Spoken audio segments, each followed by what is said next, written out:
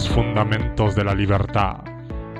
Escrito de Friedrich August von Hayek. Primera parte. El valor de la libertad. Capítulo 8. El trabajo por cuenta ajena y la actividad independiente. 1.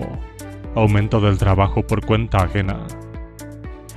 Los ideales y principios que hemos vuelto a formular en los capítulos precedentes alcanzaron su desarrollo dentro de una sociedad que difería de la nuestra en importantes extremos. Se trataba de una sociedad en la que una mayoría relativamente grande y la mayor parte de quienes elaboraban la opinión disfrutaban de independencia en lo que respecta a las actividades que les proporcionaban la subsistencia. ¿Hasta qué punto son válidos hoy en día los principios que funcionaron en dicha sociedad, cuando la mayoría de nosotros trabajamos como empleados de vastas organizaciones, utilizamos recursos que no poseemos y actuamos en gran parte en virtud de instrucciones dadas por otros? Han perdido importancia las aportaciones de quienes trabajaban en puestos independientes, considerando, sobre todo, que dichos individuos constituyen una parte de la sociedad bastante más reducida y ejercen una influencia mucho menor, o por el contrario, son todavía esenciales para el bienestar de cualquier sociedad libre. Antes de referirnos a la conclusión principal, debemos rechazar el mito referente al crecimiento de la clase trabajadora que, aunque manteniendo en su forma más cruda solamente por los marxistas, ha logrado una aceptación lo suficientemente amplia para confundir a la opinión. Según este mito, la aparición de un proletariado carente de bienes es el resultado de un proceso de expoliación merced al cual las masas fueron despojadas de aquellos bienes que anteriormente les permitían ganarse la vida con independencia. La realidad, sin embargo, es distinta. Hasta la aparición del capitalismo moderno, la posibilidad que tenía la mayoría de fundar una familia y educar a los hijos dependía de haber heredado las correspondientes tierras, edificios y elementos de producción. Las posibilidades ofrecidas a los ricos para invertir lucrativamente sus capitales permitieron que gentes carentes de heredadas tierras y de elementos de trabajo pudieran sobrevivir y reproducirse. Si el capitalismo ha creado al proletariado, lo hizo al permitir a muchos sobrevivir y tener descendencia. Actualmente el efecto de dicho proceso en el mundo occidental ya no es, desde luego, el aumento del proletariado en el antiguo sentido, sino el crecimiento de una mayoría que en muchos respectos es ajena y a menudo hostil a gran parte de lo que constituye la fuerza impulsora de la sociedad libre. El incremento de la población durante los últimos 200 años se ha nutrido principalmente de trabajadores urbanos e industriales, mientras el cambio tecnológico, que ha favorecido a la gran empresa y que ha ayudado a crear la nueva y amplia clase de oficinista, ha contribuido indudablemente al aumento de la población activa. El creciente número de gente sin bienes que ofrecía sus servicios ha contribuido a su vez al desarrollo de la organización en gran escala. La trascendencia política de tal evolución se ha visto acentuada por el hecho de que, a la par que crecía más rápidamente el número de trabajadores por cuenta ajena carentes de bienes propios, se les concedía ventajas de las que la mayoría había estado excluido. El resultado fue que, probablemente en todos los países occidentales, los puntos de vista de la gran mayoría del electorado se vieron determinados por quienes ocupaban puestos de trabajo asalariado. Debido a que en la actualidad la política viene determinada por la opinión de estos últimos, los empleos asalariados son relativamente más atractivos. Es natural que el que trabaja a las órdenes de otro utilice su poder político. El problema estriba en si a la larga le interesa que la sociedad se transforme progresivamente en una gran jerarquía de empleos. Tal fin parece ser el resultado probable, a menos que la mayoría de los que trabajan a las órdenes de otro reconozcan el interés que para ellos tiene la conservación de un número sustancial de individuos independientes. Si no es así, nos encontraremos todos con que nuestra libertad ha de resultar perjudicada, al tiempo que aquellos advertirán que sin la existencia de numerosos empresarios entre quienes escoger, su situación será muy distinta de la que en otro tiempo disfrutaron. 2. Presupuestos de la libertad del asalariado. El problema consiste en que numerosas libertades carecen de interés para los asalariados, resultando difícil frecuentemente hacerles comprender que el mantenimiento de su nivel de vida depende de que otros puedan adoptar decisiones sin relación aparente alguna con los primeros. Por cuanto los asalariados viven sin preocuparse de tales decisiones, no comprenden la necesidad de adoptarlas, despreciando actuaciones que ellos casi nunca necesitan practicar. Estiman innecesarias muchas libertades esenciales para la persona independiente a fin de que pueda cumplir las funciones que le corresponden, manteniendo opiniones acerca de cuál sea una remuneración justa totalmente contraria a las que aquellas propugnan. Así ocurre que hoy la libertad se halla gravemente amenazada por el afán de la mayoría, compuesta por gente asalariada, de imponer sus criterios a los demás. Pudiera resultar que la tarea más difícil fuera realmente la de persuadir a las masas que viven de un empleo de que en interés general de la sociedad y, por tanto, a largo plazo en el suyo propio, deben conservar las condiciones que permiten que unos pocos logren posiciones que a ellos les parecen fuera de su alcance o indignas de esfuerzo y riesgo. Aunque en la vida del que disfruta de un empleo determinado el ejercicio de la libertad tenga poca importancia, eso no quiere decir que no sea libre. Toda elección que hace una persona con respecto a su modo de vida y medios de ganar el sustento entraña el que, como consecuencia de ello, tenga poco interés en realizar ciertas cosas. Muchísimas personas prefieren un empleo a las órdenes de un patrono porque les ofrece mayores posibilidades de vivir la clase de vida deseada que si se hallaran en posición independiente. Incluso para aquellos que no desean de manera especial la relativa seguridad y ausencia de riesgo y responsabilidad que una colocación de tal tipo trae aparejadas. A menudo el factor decisivo no es la falta de independencia, sino la ocupación en una actividad más satisfactoria y el logro de mayores ingresos de los que podrían obtener, por ejemplo, como comerciantes independientes. La libertad no significa la posibilidad de conseguir todo cuanto queramos. Al escoger un camino en la vida, siempre tenemos que decidir entre un conjunto de ventajas y de inconvenientes, y una vez que hemos elegido, hemos de estar dispuestos a aceptar los últimos a cambio del beneficio neto. Quien quiera que desee un ingreso regular a cambio de su trabajo, tiene que emplear sus horas de trabajo en las tareas inmediatas que otros le fijan. La ejecución de las órdenes que dan otros se convierte para el trabajador dependiente de la condición necesaria que hace posible el logro de su propósito. No obstante, aunque a veces se encuentre tedioso lo anterior, normalmente no carece de libertad en el sentido de sufrir coacción. También es cierto que el riesgo o sacrificio que suponga la renuncia a su empleo puede a menudo ser tan grande que le obligue a continuar en la ocupación, a pesar de que ello le disguste profundamente. Pero esto puede decirse de casi todas las ocupaciones a las que se haya comprometido el hombre y desde luego de muchas posiciones independientes. El hecho esencial es que en una sociedad montada sobre la base de la competencia, el que trabaja no se halla bajo el arbitrio de un patrono determinado, salvo en caso de abundancia de paro.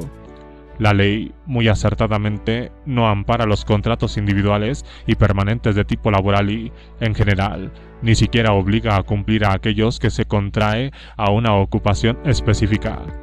A nadie se le puede obligar a que continúe trabajando a las órdenes de un jefe determinado, incluso en el caso de que haya suscrito el oportuno convenio. Y en una sociedad que opere normalmente bajo el signo de la competencia, siempre existirá la posibilidad de otro empleo, aunque con frecuencia pueda ser menos remunerador. Resulta evidente que la libertad del que trabaja en régimen de empleo dependa de la existencia de un gran número y variedad de empresarios, máxime si tenemos en cuenta la situación que se produciría si existiera solamente uno, esto es, el Estado, y si la aceptación de un empleo fuese el único medio permitido de subsistencia. La aplicación consecuente de los principios socialistas, por mucho que se disfrace bajo capa de delegación de la facultad de empleo a compañías públicas nominalmente independientes o entidades similares, conduciría necesariamente a la existencia de un solo patrono, tanto si tal único empresario actuase directamente como si lo hiciese indirectamente. Poseería notoriamente un ilimitado poder de coacción sobre el individuo. 3. La moralidad del empleado. La libertad de quienes trabajan en régimen de empleo depende de la existencia de un grupo de personas cuya posición sea diferente. En una democracia donde constituyan mayoría los que trabajan subordinados a otros, la existencia o inexistencia de ese grupo de personas a que acaba de aludirse y la posibilidad o imposibilidad de que cumplan sus funciones depende de las opiniones de los primeros. Las concepciones dominantes serán las de la gran mayoría de las gentes que pertenecen a organizaciones jerarquizadas y que en gran parte ignoran la clase de problemas y creencias que determinan las relaciones entre las distintas unidades dentro de las cuales trabajan. Las normas que dicha mayoría desarrollan les permiten ser miembros efectivos de la sociedad, pero no pueden aplicarse a cuanto la integran si ésta ha de continuar siendo libre.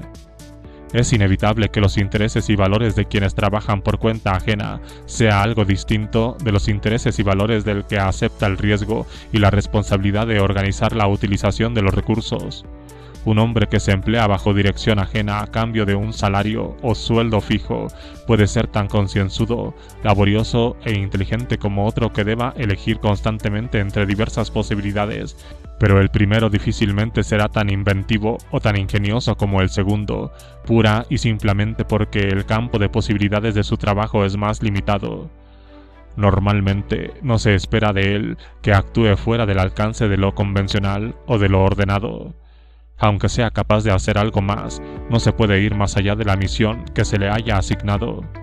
Una tarea impuesta es necesariamente una función limitada, confinada a una esfera dada y basada en una predeterminada división del trabajo. El hecho de trabajar en régimen de empleo afecta a algo más que al espíritu de iniciativa e invención de la gente. Estas personas apenas si conocen las responsabilidades que pesan sobre quienes controlan los recursos y han de preocuparse constantemente de adoptar nuevas providencias y combinaciones, hallándose poco familiarizados con las actitudes y formas de vida que entregan la necesidad de tomar decisiones referentes al empleo que haya de darse a los bienes y a las rentas. La persona independiente no distingue de modo tajante entre su vida privada y su vida de negocios, a diferencia de quien ha enajenado parte de su tiempo a cambio de un ingreso fijo. El trabajo, para aquellos que se encuentran vinculados a un empleo, queda centrado en ajustarse a una estructura dada durante un cierto número de horas, mientras que el independiente trata de moldear y remoldear un plan de vida, buscando soluciones a problemas siempre nuevos. Difieren, sobre todo, el que trabaja en régimen de empleo y el independiente en sus juicios acerca del concepto de beneficios, de los riesgos a afrontar y en cuanto a la manera de actuar en la vida para alcanzar el éxito con mayor seguridad. Ahora bien, la diferencia más acusada existente entre ambas actitudes surge en el momento de decidir acerca de cuál sea el método más idóneo para señalar la remuneración adecuada a los distintos servicios. No es fácil, en efecto, enjuiciar el efectivo valor de los servicios que un individuo presta cuando opera en el marco de una vasta organización y su actividad laboral se ajusta a instrucciones que recibe de un tercero. El grado de inteligencia y fidelidad con que haya acatado normas y mandatos, el modo más o menos perfecto como haya encajado dentro del mecanismo total, han de determinarlo precisamente otras personas. Muchas veces ha de ser remunerado de acuerdo con la apreciación del mérito y no en consonancia con los resultados. Para que la satisfacción impere dentro de determinada estructura económica, es de suma importancia que la remuneración se considere justa y conforme a reglas conocidas y precisas, y que un grupo de seres humanos se responsabilice de que cada uno reciba aquello que sus compañeros consideran que se le debe. Ahora bien, el principio de remunerar a las gentes de acuerdo con lo que un tercero cree que merecen no puede aplicarse a quienes actúan por propia iniciativa. 4. Legislación dictada por gente empleada. Cuando la mayoría de los que trabajan en régimen de empleo decide cuál sea la legislación imperante y determina la política que debe prevalecer, es obvio que las condiciones generales de vida se ajustarán a las normas de conducta gratas a aquellos, resultando menos favorables para quienes se aplican a actividades independientes. La posición de la mayoría resultará, por tanto, más y más atrayente, y su fuerza relativa aumentará. pudiera ser que incluso las ventajas que disfrutan hoy las grandes entidades sobre las pequeñas sea consecuencia de medidas que han hecho más atractivo el trabajo por cuenta ajena a gentes que en otro caso hubieran aspirado a trabajar independientemente. Es notorio que el trabajo por cuenta ajena ha llegado a ser no solo la ocupación dominante, sino la preferida por la mayoría de la población que descubre que el empleo colma sus fundamentales aspiraciones. Un ingreso fijo y seguro del que se puede disponer para el gasto inmediato, accesos más o menos automáticos y previsión para la vejez. De este modo, los que así optan se ven relevados de algunas de las responsabilidades de la vida, y de una manera enteramente natural creen que la desgracia económica, cuando acaece como resultado de faltas o fracasos de la organización que los empleó, es culpa evidente de otros, pero de la que ellos se hallan exentos. En consecuencia, no ha de sorprender que tales personas deseen ver entronizado un superior poder tutelar que vigile aquella actividad directiva cuya naturaleza no llegan a entender, pero de la que depende su propio subsistir. Donde predomina tal clase, el concepto de justicia social se ve acomodado a la conveniencia de sus componentes. Ello influye no solo en la legislación, sino también en las instituciones y los usos mercantiles. Los impuestos vienen a basarse en una concepción de la renta que fundamentalmente es la del que trabaja en régimen de empleo. Las previsiones paternalistas de los servicios sociales están hechas a la medida casi exclusiva de sus necesidades, e incluso las normas y técnicas del crédito al consumidor se ajustan primordialmente a sus requerimientos.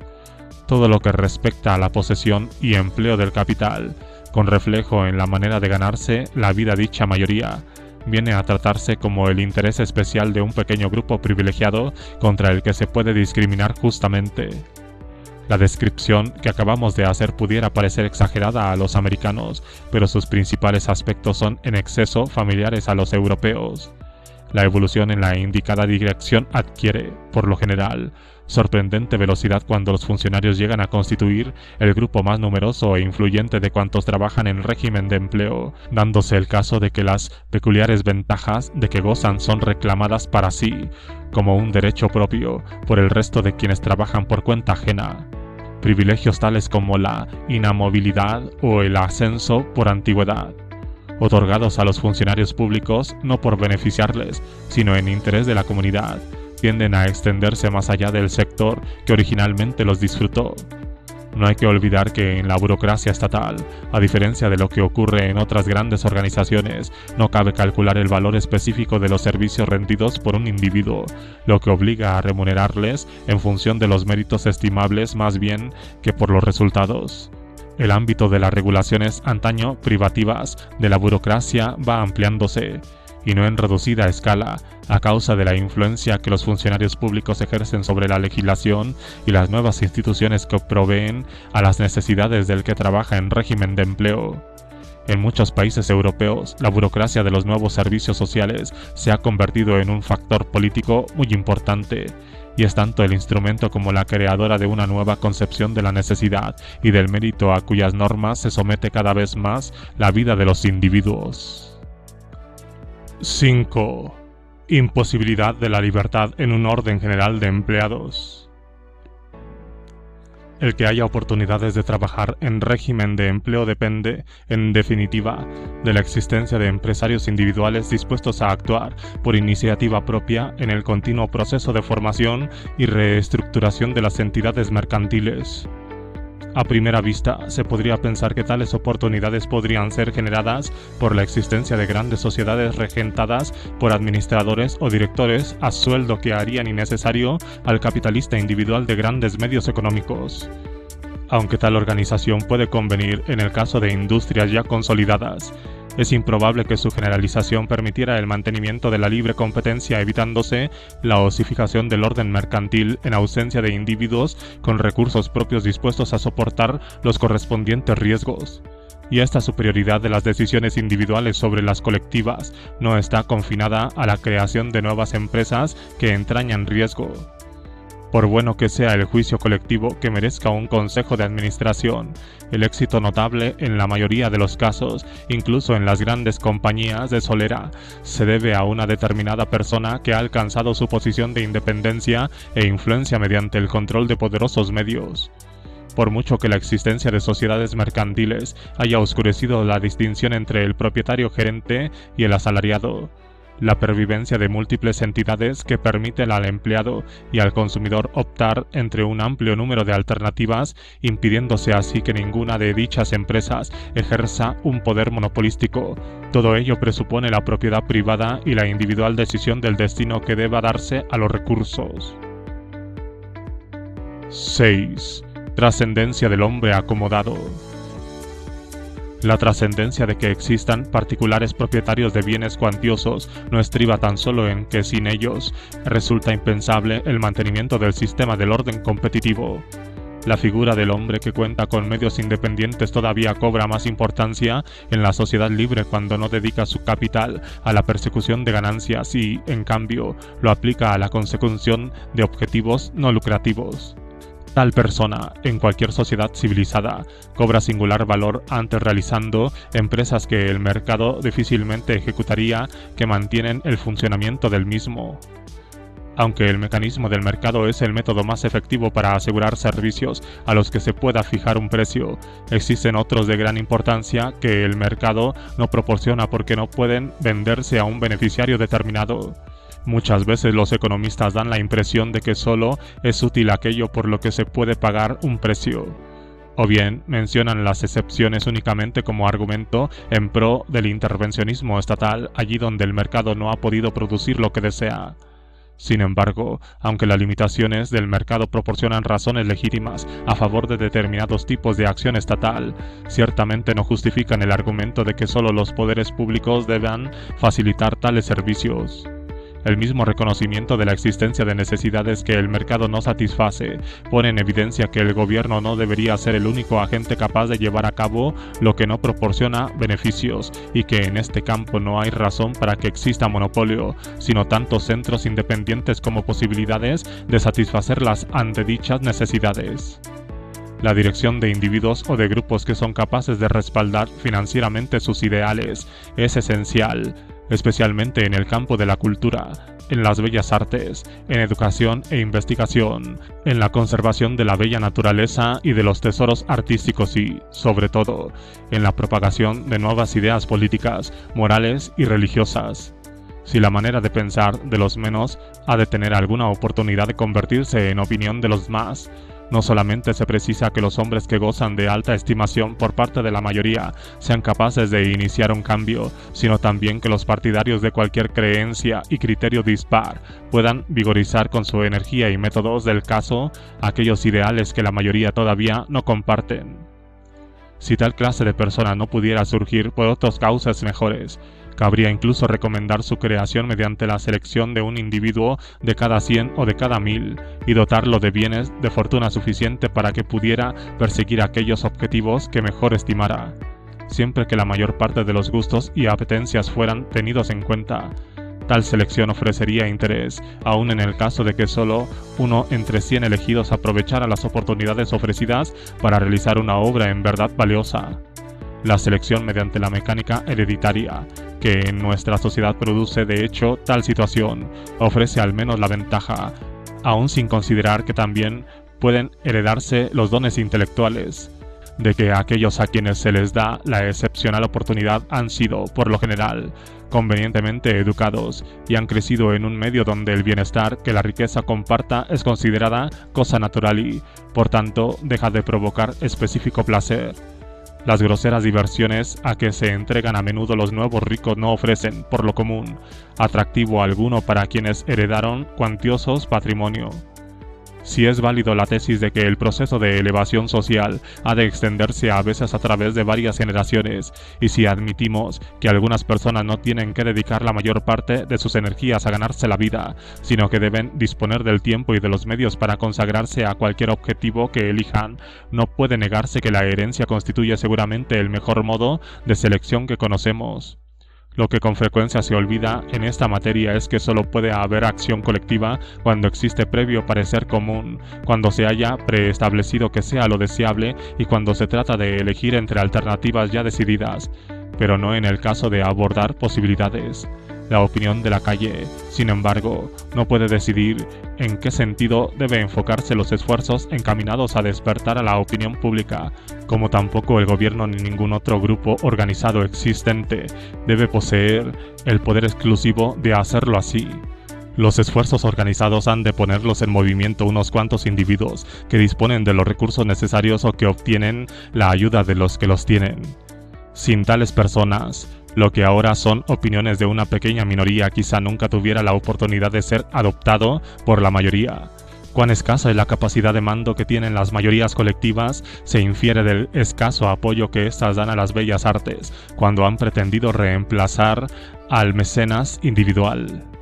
Y ello es todavía más cierto con respecto a los movimientos filantrópicos o idealistas en virtud de los cuales cambian los valores morales de la mayoría. No es ahora el momento de reiterar el relato histórico de los importantes y beneficiosos objetivos reconocidos como tales solo cuando precursores aislados lograron interesar a la conciencia pública dedicando a esa tarea su vida y fortuna, ni tampoco vamos a mencionar sus incansables esfuerzos hasta obtener finalmente el apoyo del resto de la gente en orden a ver implantada la reforma penal y modificado los sistemas carcelarios, poner coto a la crueldad de que eran objeto niños y animales, o lograr un trato humanitario de los dementes. Todo esto fue la esperanza por algún tiempo de unos pocos idealistas que se esforzaron con denuedo en conseguir que la gente, en su inmensa mayoría, modificara sus puntos de vista en relación con ciertas prácticas aceptadas. 7. La ética de los ricos. La feliz realización de la tarea que tienen encomendada quienes poseen mayor cantidad de bienes solamente resulta posible cuando la comunidad, en su conjunto, no considera que su única misión es la inversión rentable de riquezas y su incremento, y cuando la clase adinerada no se halla integrada exclusivamente por personas que convierten el empleo productivo de los recursos en objetivo primordial. En otras palabras, debe haber tolerancia para la existencia de un grupo de ricos ociosos no en el sentido de que no realizan nada útil, sino en el de que sus miras no se hallan enteramente dirigidas por consideraciones de beneficio material. El hecho de que la mayoría de los hombres deban obtener un ingreso no obsta para la conveniencia de que algunos no tengan que hacerlo así y para que unos cuantos sean capaces de perseguir objetivos que el resto no aprecia. Resultaría sin duda ofensivo el que en virtud de dicha razón se les quitara arbitrariamente las riquezas a unos pocos para dárselas a otros. Tendría también poco fundamento que la mayoría confiriese el privilegio, puesto que habría de seleccionar hombres cuyos fines estuviesen aprobados por dicha mayoría. Tal sistema crearía meramente otra forma de empleo o de recompensa al mérito reconocido, pero no la oportunidad de perseguir fines que no han sido aceptados todavía como deseables. Admito la tradición moral que desprecia a los ociosos, siempre que el ocio signifique falta de ocupación con miras a una finalidad. Sin embargo, el no trabajar para obtener un ingreso no significa necesariamente ociosidad, ni existe razón alguna para considerar deshonorable una ocupación que no traiga consigo retribución material. La circunstancia de que el mercado provoca buena parte de nuestras necesidades y que al propio tiempo proporciona a la mayoría de los seres humanos la oportunidad de ganarse la vida no significa que quede vedado a nadie dedicar todas sus energías a objetivos que no comparten beneficios de índole económica o bien que únicamente la mayoría o los grupos organizados sean capaces de perseguir dichos fines. El que solamente unos pocos puedan tener la oportunidad no hace menos deseable la conveniencia de que algunos la tengan. Es dudoso que una clase rica, cuyo ethos requiera que por lo menos cada miembro masculino demuestre su utilidad haciendo más dinero, pueda justificar adecuadamente su existencia. Por muy importante que el propietario independiente sea para el orden económico de una sociedad libre, su trascendencia quizá resulte todavía mayor en la esfera del pensamiento y de la opinión, de los gustos y de las creencias. Hay algo que falta seriamente en una sociedad en la que todos los dirigentes intelectuales, morales y artísticos pertenecen a la clase que trabaja en régimen de empleo, especialmente si su mayoría es integrada por funcionarios públicos. Y, sin embargo, en todos los países nos acercamos hacia esa posición. Aunque el escritor y el artista libre y las profesiones jurídica y médica todavía proporcionan a algunos dirigentes de la opinión pública que actúan con la innegable independencia de quienes deberían asumir la tarea, la gran masa, incluso los doctos en ciencias y humanidades, ocupan hoy, en la mayoría de los países, empleos al servicio del Estado. A este respecto se ha verificado un gran cambio desde el siglo XIX, cuando hombres eruditos como Darwin y Macaulay, Goethe y Lubbock, Motley y Henry Adam, Tocqueville y Schliemann eran figuras públicas de gran eminencia, y cuando un crítico heterodoxo de la sociedad como Karl Marx pudo encontrar un mecenas acaudalado que le permitió dedicar su vida a la elaboración y propagación de doctrinas que la mayoría de sus contemporáneos detestaban de todo corazón. La desaparición casi completa de dicha clase y su inexistencia en la mayor parte de los Estados Unidos ha provocado una situación que se caracteriza porque el sector adinerado, integrado hoy exclusivamente por un grupo de empresarios, no asume la dirección intelectual e incluso carece de una filosofía de la vida coherente y defendible. La clase acaudalada, que en parte es una clase ociosa, ha de entremezclarse con la correspondiente proporción de eruditos y estadistas, de figuras literarias y de artistas. En el pasado, los hombres acaudalados en contacto, dentro de su propio círculo, con tales individualidades que compartían su estilo de vida, fueron capaces de tomar parte en el movimiento de ideas y en las discusiones que moldeaban la opinión. Al observador europeo, incapaz de evitar su sorpresa ante la aparente abdicación de un sector que en América a veces todavía recibe la consideración de clase dirigente, le parecerá que tal desentendimiento se debe en gran parte al hecho de que las tradiciones norteamericanas han evitado el crecimiento de un grupo ocioso que emplee la independencia que proporciona la riqueza en propósitos distintos a los vulgarmente llamados económicos. No obstante, esta falta de élite cultural dentro de la clase opulenta también aparece hoy en Europa, donde los efectos combinados de la inflación y de los impuestos han destruido en su mayor parte los antiguos grupos ociosos y han evitado que surjan otros nuevos. 8. La preponderancia de la esfera espiritual. Es innegable que dicho grupo ocioso producirá una proporción mucho mayor de individuos a quienes les guste vivir bien que de eruditos y empleados públicos, y que asimismo su evidente derroche de dinero ofenderá la conciencia pública. Ahora bien, tal derroche en todas partes constituye el precio de la libertad, y sería difícil sostener que el criterio utilizado al juzgar como despilfarro censurable el consumo de los más ociosos entre los ricos ociosos es realmente distinto del criterio en cuya virtud el consumo de las masas americanas sería sancionado como prodigio por el campesino egipcio o el bracero chino. El despilfarro que implica las diversiones de los ricos es realmente insignificante comparado con los despilfarres que suponen las diversiones semejantes e igualmente innecesarias de las masas, que, por otra parte, difieren bastante más de los fines que pudieran parecer importantes de acuerdo con cierto nivel ético. En la vida de los ricos la mera evidencia y el carácter poco común del derroche son los elementos que se coaligan para hacerlo aparecer tan singularmente reprobable. Asimismo resulta cierto que incluso cuando el gasto pródigo de algunos hombres es más desagradable para el resto, carecemos de la seguridad de que, en cualquier caso particular, la más absurda experimentación en el modo de vida no haya de producir resultados generales beneficiosos. No es sorprendente que el vivir en un nuevo nivel de posibilidades conduzca al principio a un exhibicionismo sin objeto. Sin embargo, no me cabe ninguna duda, aun cuando indudablemente mi afirmación provocará la mofa, de que hasta el empleo afortunado de la ociosidad necesita de precursores, que muchas de las formas de vida hoy corrientes las debemos a individuos que dedicaron su tiempo al arte de vivir, y que bastantes de los artículos y mecanismos deportivos que más tarde se convirtieron en instrumento de recreo para las masas, los inventaron muchachos divertidos de la alta sociedad. En relación con este tema, nuestra valoración de la utilidad de las diferentes actividades se ha visto curiosamente tergiversada por la diversidad del nivel pecuniario. A menudo y de manera sorprendente, los mismos que se quejan más ruidosamente del materialismo de nuestra civilización no admiten otro criterio de utilidad para cualquier servicio que el deducido de lo que los hombres estén dispuestos a pagar por él.